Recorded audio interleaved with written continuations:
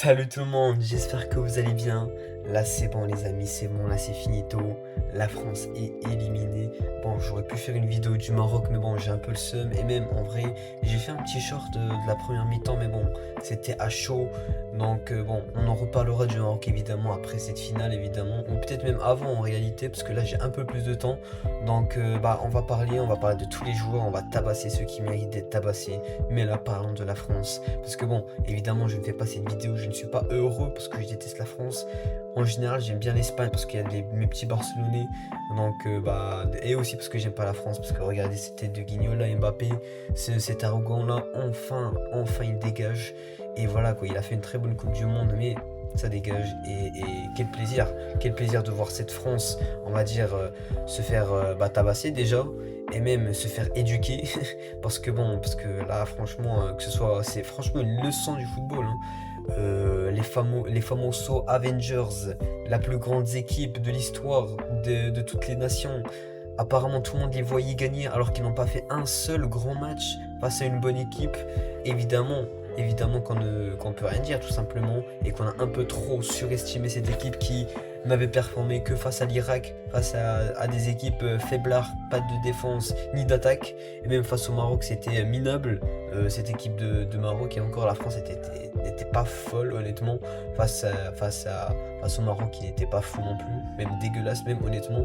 Donc franchement voilà quoi, franchement moi je n'étais pas étonné, je m'y attendais, je voulais juste gérer plutôt qu'en fait une victoire de France serait plutôt on va dire un choc de la part de l'Espagne, plutôt qu'on va dire la France qui est meilleure que l'Espagne. Et même en vrai ces dernières années ils l'ont prouvé.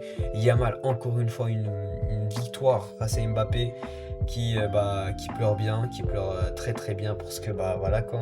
C'est Mbappé tout simplement, il ne fait que pleurer. Mais à chaque fois, si vous remarquez, à chaque fois, il essaye, quand il se fait récupérer la balle, à chaque fois, il regarde le défenseur en mode oh, t'es fou toi. Mais c'est vraiment un arrogant, c'est vraiment un joueur détestable. Quand il y a hors-jeu, quand il y a 100 000 fois hors-jeu, le mec qui retourne et regarde l'arbitre en se disant oh, il y a quoi, mais espèce de gros débile, évidemment qu'il y a hors-jeu. Mais c'est un malade ce mec, c'est vraiment un malade. Et franchement, gros chef. Et voilà, quoi. Franchement, Mbappé, je l'aime pas honnêtement, même s'il fait une grosse Coupe du Monde. Mais bon, ça dégage à la cuisine. Lamine Yamal en finale pour sa première Coupe du Monde, le lendemain de son anniversaire.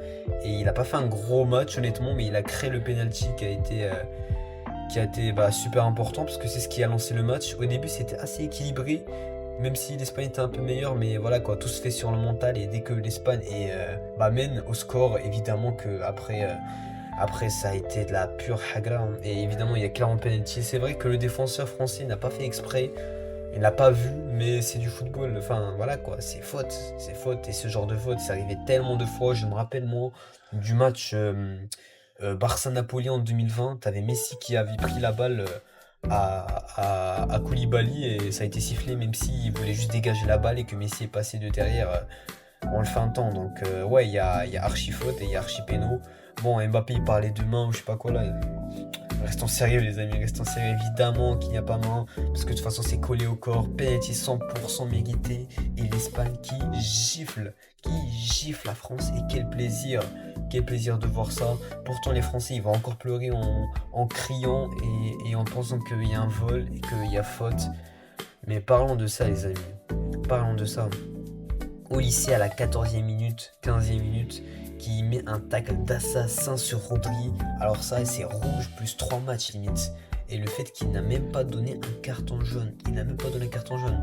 Alors que l'Espagne, pour des petites fautes, ça donnait directement carton jaune. Ça, par exemple, c'est ce que j'appelle du vol. C'est ce que j'appelle de la corruption. Mais bon, quand c'est l'Argentine, évidemment, c'est plus facile. Mais quand c'est la France, évidemment, c'est l'arbitrage et pas la corruption. Évidemment, évidemment. Et vraiment, franchement, quel plaisir. Et franchement, je connais plein de Français qui faisaient les mecs, qui pensaient que la France allait exploser tout le monde, qu'ils étaient hautains, arrogants, immatures, qui connaissent pas le foot. Ils ne connaissent pas assez le foot pour penser que déjà le football ne se base pas que sur des individualités. Et même, tu peux pas te baser face à des équipes nul. Franchement, c'est la première, c'est le vrai premier challenge de la France. C'était quand l'Espagne, ils s'en fait humilier. Il y a des moments où l'Espagne mais techniquement, mais j'ai même envie de dire que techniquement, l'Espagne explose la France. Parce qu'on dit, ouais, c'est vrai, les individualités de la France, c'est bien, c'est des ballons d'or, mais ils se sont fait taper, hein. Les remplaçants de l'Espagne explosent les titulaires de la France. En tout cas, sur ce match, Pedri, il entre. Quel récital, le mec qui fait des contrôles alors que la balle vient de 500 mètres, il contrôle avec son pouce. Et la balle vient tout de suite devant lui, il te met un panenka ou un lob devant, au-dessus de la tête d'un défenseur. Non, franchement, c'était... Waouh, c'était exceptionnel. Et vraiment, l'humiliation, je préfère perdre 5-0 que perdre comme ça, hein, honnêtement. Donc, franchement, waouh, c'était assez choquant. Et même, on va dire que globalement, les joueurs français ont été dégueulasses au lycée. Ça voulait donner le ballon d'or à Olysée. Il y a des gens, ils disaient que Olysée est meilleur que Lamine Yamal. Alors que Olysée, il ne fait que stater face à des éboueurs, face à des pauvres, face à des SDF qui sont payés moins bons en tant que joueurs que SDF, quoi. Dans quelques autres pays. Donc franchement, au lycée, désolé, mais là c'est le haut niveau et c'est là qu'on voit la différence entre bons joueurs et grands joueurs. Lamine Yamal, t'es un grand joueur, t'as pas eu besoin de marquer ni de faire une passe D, mais t'as été décisif. T'as créé le péno qui a complètement tout changé et qui a totalement explosé la France. Et en fait, on a tellement surcoté la France qu'en fait, je suis même pas sûr que la France batte la Belgique ni le Portugal, hein. Franchement, il y a moyen, hein, j'imagine.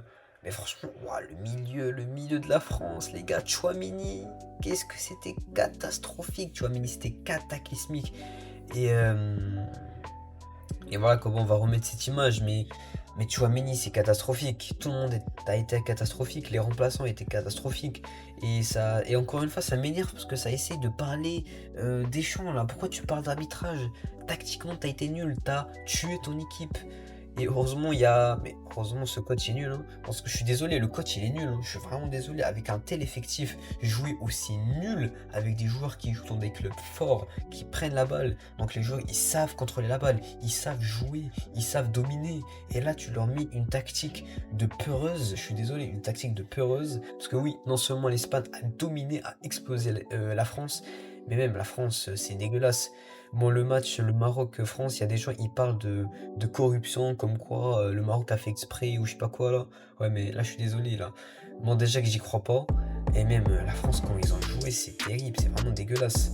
Mais franchement, l'Espagne, on dirait, ils sont chauds bouillants, un bon parcours. On les a beaucoup critiqués au début, mais bon, j'avais dit quoi? Bon, je sais pas si j'avais fait une vidéo ou pas, mais je pensais en tout cas et je pensais vraiment vivement qu'en fait, c'était que le début. Et même l'Argentine face à l'Arabie Saoudite plutôt, la dernière Coupe du Monde, c'était une défaite. Et pourtant, et même contre le Mexique juste après, c'était chaud. Et pourtant, ils ont remporté cette Coupe du Monde.